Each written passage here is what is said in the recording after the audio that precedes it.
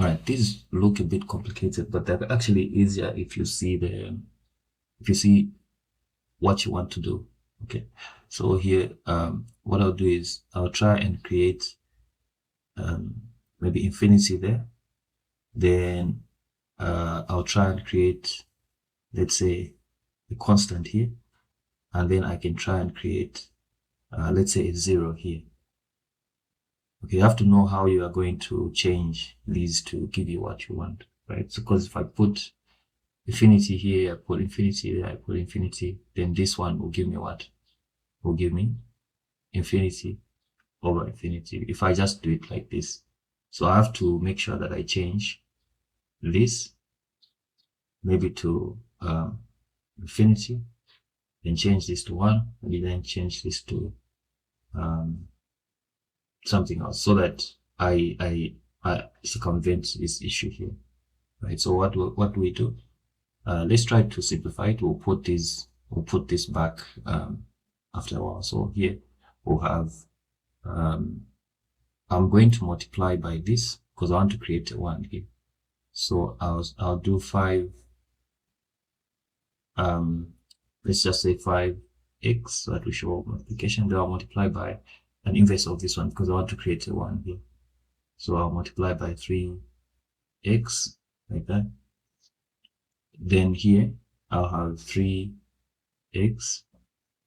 1 over 3x.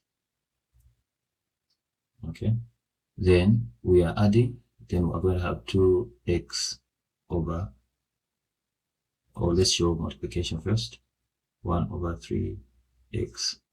So what I did is I multiplied by 1 over 3x here, and then 1 over 3x there, right? So now what's the next step? The next step is that I'll put these into like fractions, okay?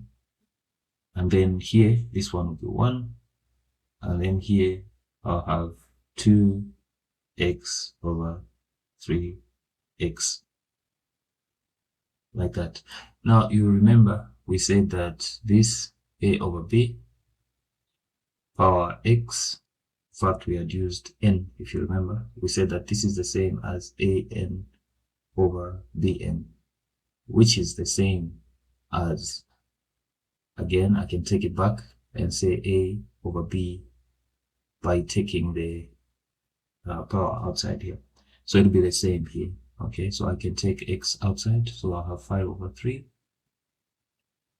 power x, and then here I'll have 1 plus 2 over 3x.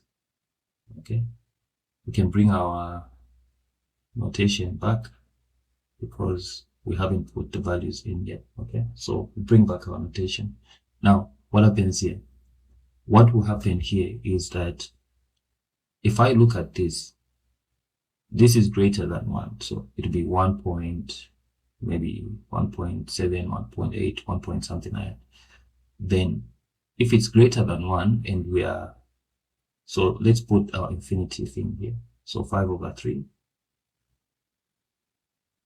we multiply it by an unknown number of times. Then this one is 2 over 3, we put it to infinity. So what happens here is that this is greater than 1. So if I multiply it a number of times, it grows, it grows, it grows. So if I multiply it an unknown number of times, like a big number of times, it means that this will tend towards what? It will tend towards infinity. Right? What about 1? 1 remains. What about this one? This one will tend towards what? It will tend towards 0 because it's smaller than 1. If I multiply it, it gets smaller. If I multiply it, it gets smaller. So for example, I have half, which is less than 1. I multiply by half. Okay, half is 0.5. I multiply these two, I'll get 1 over 4. 1 over 4 is what?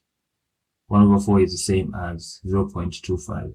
You'll see that it keeps on getting smaller, like that. So if it's getting smaller and smaller and smaller, it means that it's tending towards 0, right? So this now will be 1, and then into infinity, we get infinity. So our limit here will be infinity. Meaning that what? Meaning that we don't have a limit here because what's infinity? So limit does not exist. Okay.